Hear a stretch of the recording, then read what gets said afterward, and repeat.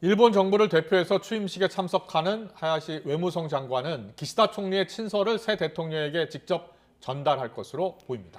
기시다 총리는 한일 관계를 이대로 방치할 수 없다며 강제 동원과 위안부 문제 해결을 다시 강조했습니다. 새 정부 출범을 앞둔 일본의 반응 알아봅니다. 이경화 특파원.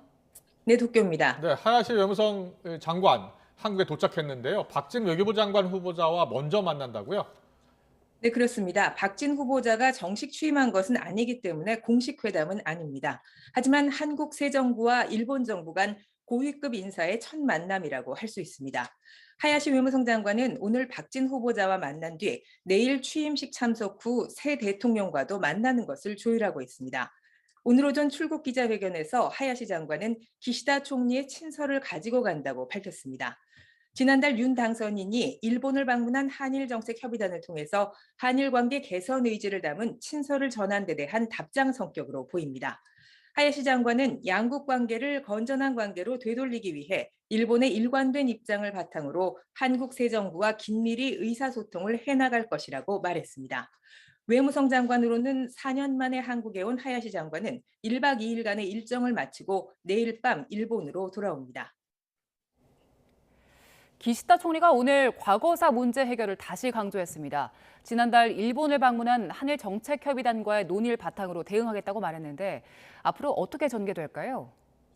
네, 일본 정부는 최근 우크라이나 사태와 북한, 중국의 위협을 거론하면서 안보 위기를 연일 강조하고 있습니다. 기시다 총리도 오늘 오전 기자들을 만나 국제 질서가 흔들리는 가운데 한일 그리고 한미일 협력의 중요성을 강하게 느낀다고 밝혔는데요. 총리 발언 직접 들어보시죠. 日韓の間においては、ご承知のように難しい問題が存在するわけではありますが、このまま放置することはできない、先日の代表団とのやり取りも踏まえ、我が国の一貫した立場に基づいて、取り組みを進めていきたいと考えています。 네, 한일 관계 개선이 필요하다고 언급했지만 관건은 강제 동원과 위안부 문제를 어떻게 풀 것인지입니다. 지난달 한일 정책협의단이 일본에 와서 기시다 총리를 시작으로 정관계 인사들을 만나서 논의한 것도 결국 이 내용이 핵심이었습니다. 일본 기업 자산을 현금화하기 전에 강제 동원 배상 문제를 해결해야 한다는데 한일 양국은 공감하고 있습니다. 하지만 일본 측은 현금화를 하지 않는다는 보증을 한국에 강하게 요구하고 있는 상황이라고 외교 소식통은 전했습니다. 일본 정부는 과거사 문제와 관련해서는 1965년 청구권 협정 그리고 2015년 위안부 합의로 모두 해결됐다고 주장하고 있습니다. 일본은 받아들일 수 있는 해법을 먼저 제시하라고 요구하지만 한국은 함께 논의하자는 입장입니다. 협의단이 다녀간 뒤 한일 외교당국 간 국장급 협의도 다시 열렸고 앞으로 공식 비공식 대화가 이어질 텐데요. 정부 간 협의로 인식차를 얼마나 좁힐 수 있을지 그리고 피해자와 국민에 대한 설명 등 무거운 과제를 앞으로 하나씩 풀어가야 할 것으로 보입니다.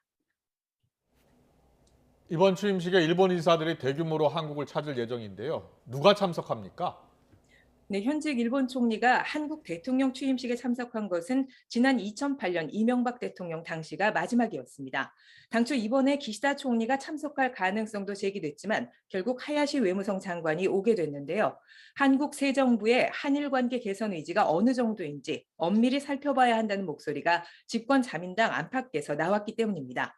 정부 대표로 오는 하야시 장관 외에도 이란 의원연맹 누카가 회장과 다케다 간사장 그리고 연맹 소속 여야 의원들이 한국을 찾습니다.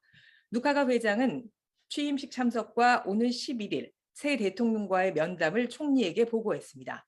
이 자리에서 기시다 총리는 한일 관계는 대단히 중요하다며 좋은 대화를 기대하고 있다고 말했다고 누카가 회장은 밝혔습니다. 일본 민주당 정권 당시의 하토야마 전 총리 등 한국과 인연이 있는 인사들도 취임식에 참석하게 됩니다. 엄중한 한일 관계와 코로나 규제 속에 사실상 중단됐던 양국 교류는 새 정부 출범과 함께 본격적으로 재개될 것으로 보입니다.